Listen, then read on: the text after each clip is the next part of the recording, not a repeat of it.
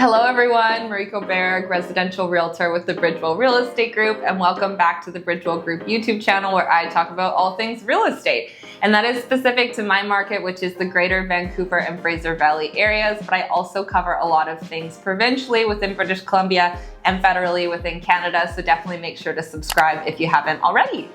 Today's video is going to be talking about dates in real estate, and I've kind of narrowed down the most important dates in real estate based on my experience, and I'm going to be covering the subject removal period and the date itself. I'm going to be going through the completion date, the possession date, and the adjustment date. So I will be breaking down what each of those means, what your commitment is at each of those timeframes, and then also just highlighting what to know from a buyer perspective and a seller perspective for those dates. So let's just get into it.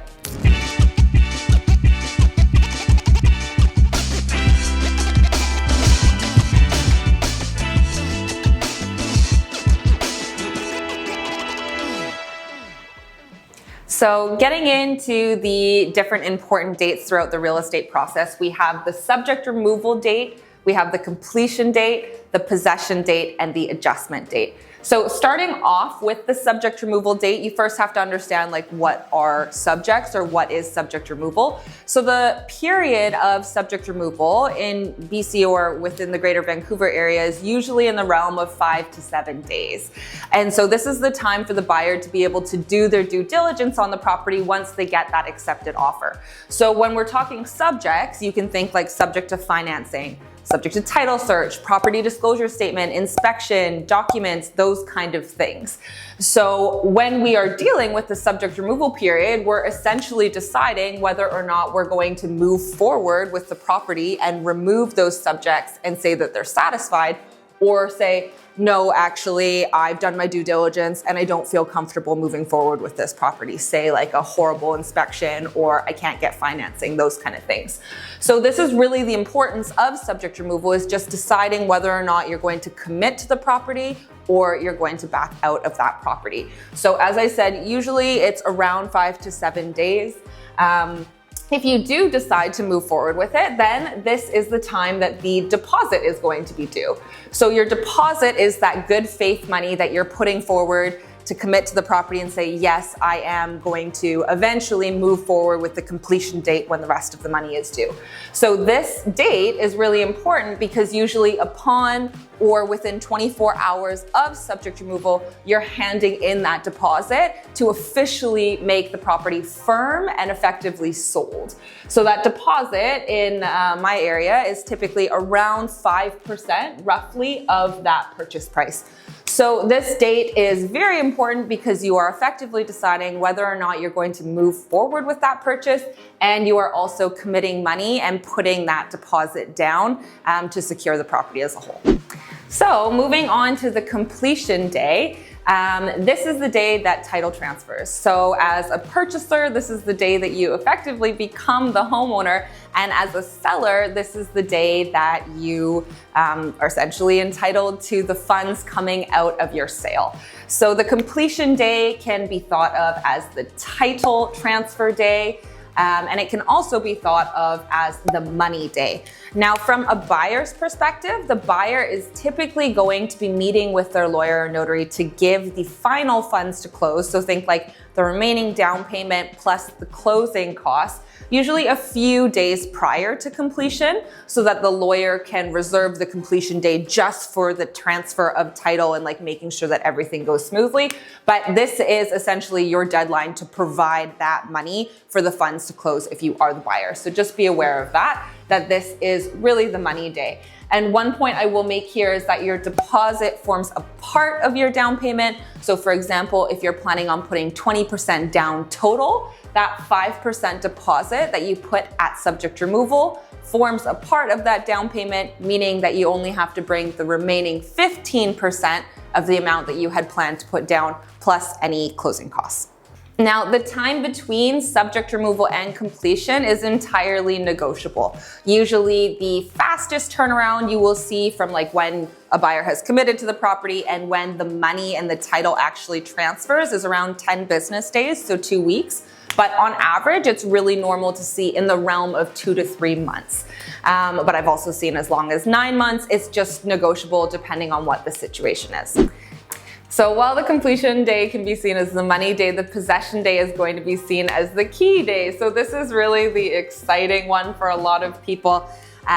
For sellers, it means that this is the day and time that you have to give all of the keys by no later than this time.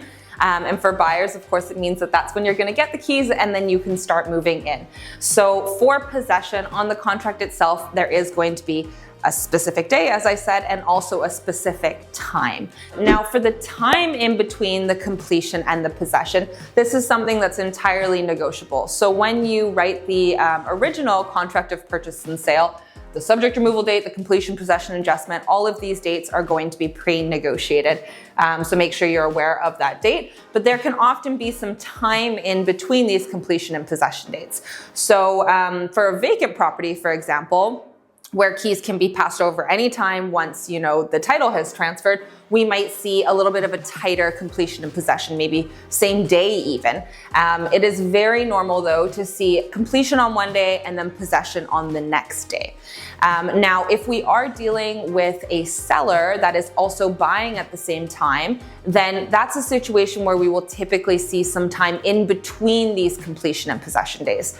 And the reason why is because you have to understand, right? The completion day is the money day. So as a seller, you don't have access to this equity to fund your purchase until this day happens for your sale.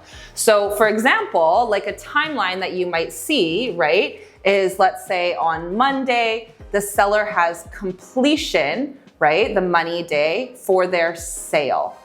So what happens is that on Tuesday, the money from their sale will move to fund the completion for their purchase.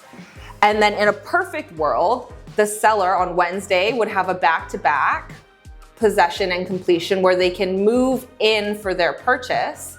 And then let's say on Thursday, this is the move out or the possession day for their sale, right? So as you can see here, this is why there would be some time that would be negotiated in between, because the money from the sale moves to fund the money to purchase, the seller moves in, and then you have the move out or the possession day for that particular sale. So this is a very idealistic, perfect world kind of scenario.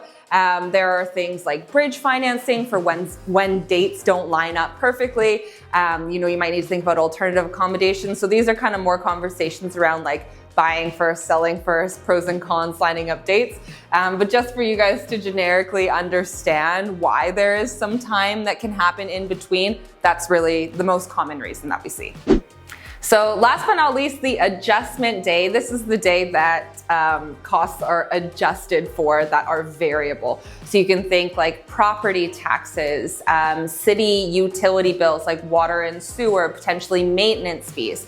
And so these days, the adjustment and a possession day are typically on the same day because you're going to adjust for those costs based on the day you actually move in. Now, this is different than the completion in the sense like the completion day is the day that you are technically the homeowner. So this is the day you assume risk. This is the day that you should have your insurance effective. This is the day that your mortgage is going to be considered effective on. But the adjustment day, we're talking more about variable costs. So you can think that like if the completion day was on the 14th of the month, the possession is on the 15th, and the adjustment is on the 15th. The lawyer is going to adjust for things like a maintenance fee on the 15th. So a perfect example is strata fees, where you pay monthly, usually on the 1st of the month.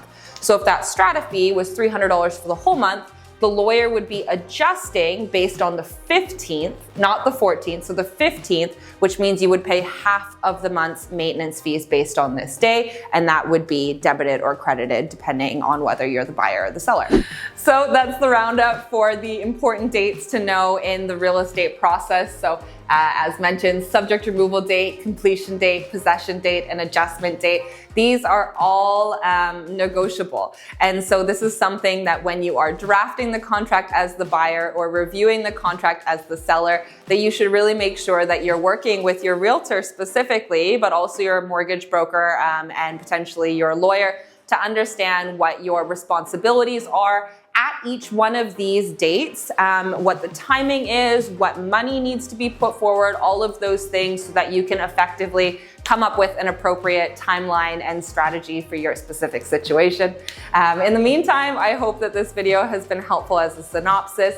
If you haven't already, please make sure to subscribe to the Bridgewell Group YouTube channel. I have a lot of different videos like this that are educational based, just to make sure that you're able to make that educated decision to move forward with your real estate purchase or sale. Thank you so much for watching, and I hope you guys have a great day. Bye.